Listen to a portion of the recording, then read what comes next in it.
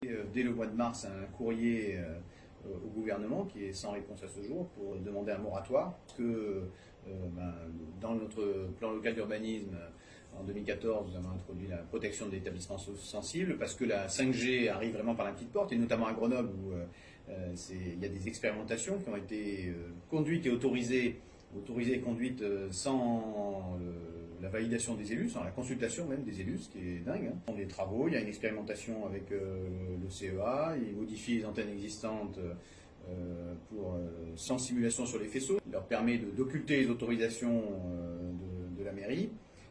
On est d'ailleurs en conflit devant la justice avec les opérateurs. Aujourd'hui, il y a 2 recours gracieux contre les interdictions et 2 recours contentieux des opérateurs. On est là dans un truc qui est vraiment surréaliste, c'est-à-dire que la secrétaire d'État, 24 heures après la Convention citoyenne climat qui demandait un moratoire sur la 5G, elle s'assied sur la Convention citoyenne climat.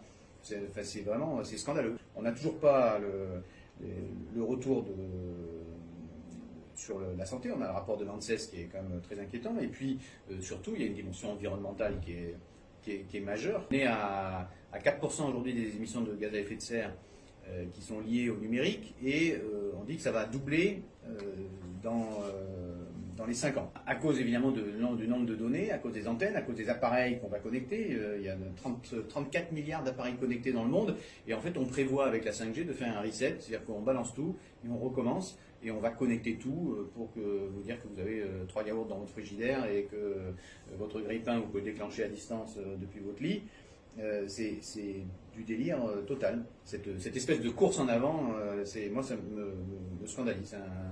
C'est un modèle de société aussi qu'on a derrière, puisque finalement c'est aussi ce qui permet de basculer dans cette smart city où on est plein de capteurs bourrés de partout. Pour moi, c'est une atteinte à la liberté. La technologie doit toujours être au service de l'humain, au service du projet de société.